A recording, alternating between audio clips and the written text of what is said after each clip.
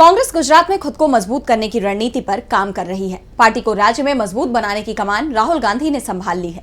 ऐसे में राहुल 2 दिवसीय गुजरात दौरे पर पहुंचे, जहां उन्होंने बीजेपी आरएसएस पर जमकर निशाना साधा। साथ ही कांग्रेस कार्यकर्ताओं को जीत का मंत्र दिया। तो क्या कुछ बोले राहुल, देखिए इस रिपोर्ट में। कांग्रेस नेता राहुल गांधी ने एक बार फिर कहा कि अगर कोई बीजेपी को हरा सकता है तो वो सिर्फ कांग्रेस पार्टी है। अगर हमें देश में आरएसएस और बीजेपी को हराना है तो इसका रास्ता गुजरात से होकर जाता है। एक सप्ताह में गुजरात की अपनी दूसरी यात्रा के दौरान लोकसभा में नेता प्रतिपक्ष राहुल गांधी ने आरएसएस और लगभग 30 वर्षों से राज्य की सत्ता पर काबिज भारतीय जनता पार्टी पर जमकर निशाना साधा। साथ ही उन्होंने पार्टी के अंदर भीतर घात का जिक्र करते हुए कहा कि हमारे कुछ लोग बीजेपी से मिले हुए हैं, उनकी पहचान कर उन्हें बाहर का रास्ता दिखाना होगा। अरावली जिले के मोडासा शहर में कांग्रेस कार्यकर्ताओं को संबोधित करते हुए कहा कि देश में चल रही लड़ाई महज राजनीतिक लड़ाई नहीं है, बल्कि बीजेपी, आरएसएस और कांग्रेस के बीच विचारधारा की लड़ाई भी है।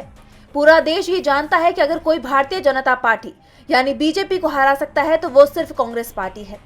राहुल ने आगे कहा कि गुजरात में कांग्रेस कार्यकर्ता सबसे मजबूत लोग हैं। हमें पार्टी में ज्यादा से ज्यादा महिलाओं को जोड़ना है। राहुल गांधी ने कार्यकर्ताओं में जोश भरा और साफ कर दिया कि अगर देश की सत्ता से बीजेपी को हटाना है तो सबसे पहले गुजरात से हटाना होगा। राहुल के तेवर देखकर कहा जा सकता है कि कांग्रेस की तैयारी बीजेपी की चिंता बढ़ा रही है। डीवी लाइव गुजरात की रिपोर्ट।